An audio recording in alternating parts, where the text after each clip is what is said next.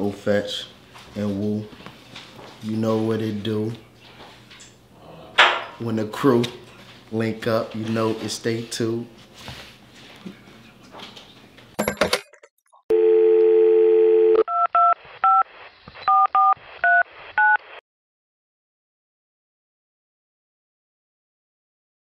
It's double-sided, right? Because to every good is a bad and to every bad is a good. And depression is real. Real life, like I said, real life is real, you know? So and this is a real conversation. I've struggled with depression before. I've struggled with loss, grief, emotional roller coasters, but that's life. And once you realize that this is the feeling of life, because in a sense, I'm gonna really break it down, life is one big emotion. And every emotion that we feel inside this one big emotion will affect how we feel every day to correlate with the one big emotion. So in this one big emotion of life, like people say, life is what you make it.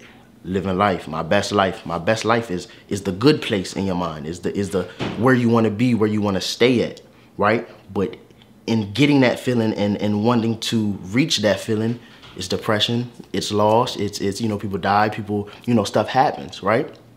But I feel like to battle that, you have to go through it. The only way to get through is to go through, you know? So personally, I have been at my lowest lows. I've lost homeboys, you know, to violence, to family, to violence, family to natural causes.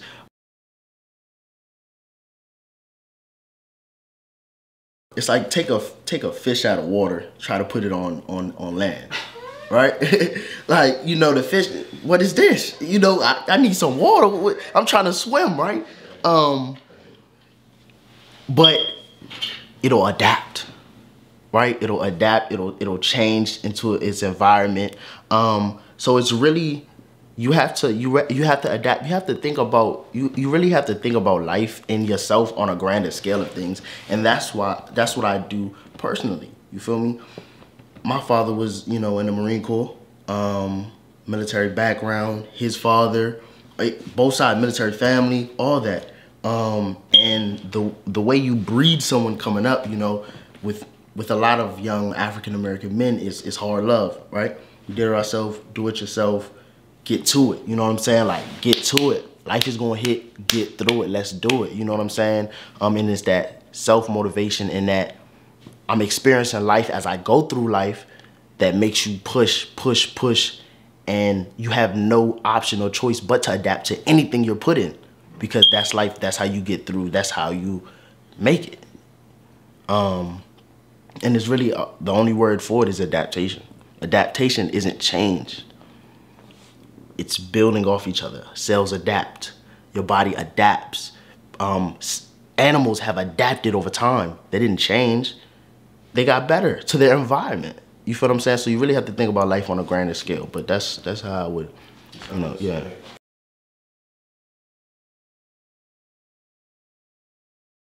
It's a saying that goes, and don't quote me. It's a saying that goes, when I was a child, I had childish ways.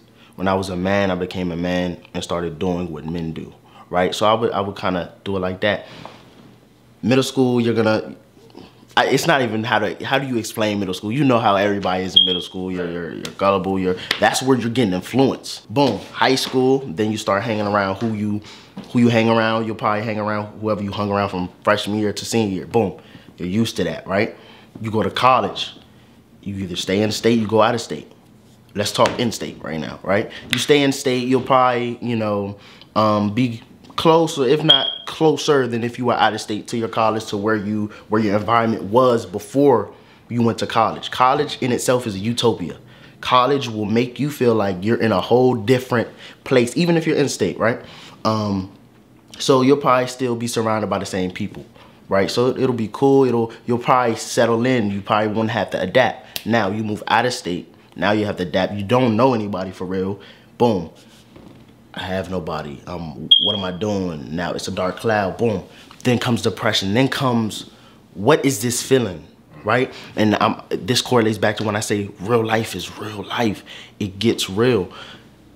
All these emotions, these are natural emotions. These are, because it's mental. It's like, what am I doing? Why did I choose out of state? Because you probably chose out of state in high school. Like, yo, I'm trying to get out of here. But now, when real life hits you, it's like, yo, what is this? You know, what is this? And mental health is very real. And a lot of people, when I say we, as in I, and I say I as in we, like, we struggle with it for real. Like, and it's something that's taboo in conversation.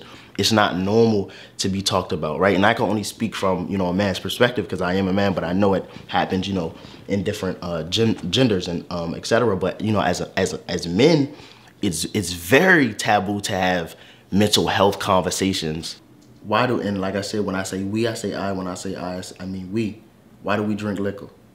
We know it's bad for us, right? Am I right or wrong? No, right. Why do we drink liquor? It ain't gonna kill us right now. Right. Why do we play with mental health? It ain't gonna kill us right now. We men. Let's go. Let's get through it. That is the norm, right? We have to talk about this. We need to talk about this because if you look at the statistics, what's going on? Suicide, depression is real. Depression is very common. Depression is, if not one of the most leading causes of death in this day. People can say, you know, you die from self-gunshot wound. What is the lead? All that. That is all leads from an emotion. What is that emotion? What causes the negativity inside our body? Depression. And because it's not outletted, because we cannot interpersonally talk about it and get it out of our energy capsule, our physical body, it builds up. The negative energy builds up, and that in itself is like a drug. It kills us from the inside. So why don't we talk about this? It is the norm not to talk about this. How do we change that norm? We start talking about this. That simple. It's in a simplistic form. We have to do this for the betterment of ourselves and the betterment of who are to come after us, because history does repeat itself. If throughout time it isn't changed and impacted to promote change.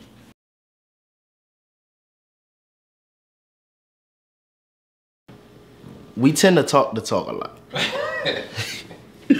And I don't know if you was done your question, but I need to get this off my chest. We tend to talk a lot, you know, myself, you know, as people, we tend to talk a lot. We must walk the talk. We must do what we say and say what we do, right? We must do. Actions speak louder than words. Every person that has came before me probably have heard that. Actions speak louder than words. We must do. And like I said, everything, all the actions I was doing was personifying myself. And as a people, I feel like collectively, say everybody did their part personally. How would that benefit interpersonally? Literally, individual greatness is collective success.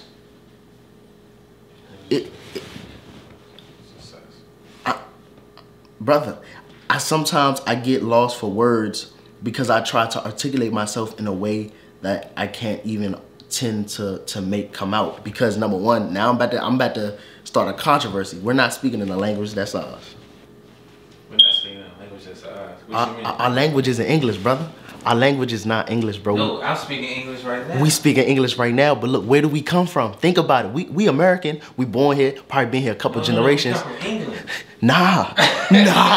Nah. Like, let's really talk about it, bro. Like, honestly, bro. Look at us, bro. Okay. Look at us, right? Look at us. We come from a land, not America. We know where we come from. Africa, the motherland, as they call, right? Our dialect, our first dialect was not English. So now, 300, 400, 500 years after, however many years, it's been a long time after, removed from that, the normality of what we are now, English descent, we're American, we don't really know where we come from, we may halfway, not fully, speaking in a language, a tongue that our ancestors didn't speak. So everything we say, even how this conversation is going, even how we have been talking interpersonally all our life in English, that is not our dialect. We've been used to that, but it's not ours. So when we try to, when we're woke, right? That when people say we're woke, when you're woke, speaking in a tongue that's not ours, it's like, yo, he's crazy. I want to say this: when you started GoFech, now I'm about to flip this a little. When you started GoFech, how many people said you're crazy, bro? The doubt is a lot of people. You woke. You're on your frequency, bro. You're on your frequency, and when another person's frequency doesn't align, oh, he's crazy. It's taboo. It's taboo. They fear what they don't know. You fear what you don't know. It's normal, but you must break the normality.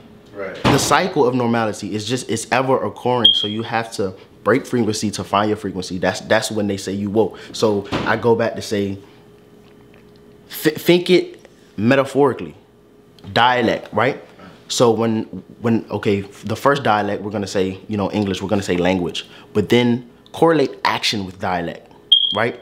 So the normalities of action, normality of language, normality of everything we do leading up to where you are in your life, where everybody personally is in their life, their dialect, their actions leading up to where they are now will in itself affect or impact where they will be in the projected future. That's on a light scale, right? Now, say we have broke the norms of what we were doing leading up to the point we are now, good or bad. However we do it, it will affect.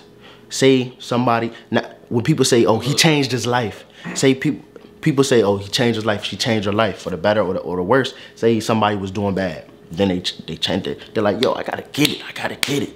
You know what I'm saying? I'm trying to grind. They have changed their dialect. You feel what I'm saying? They broke what was normal and found a frequency.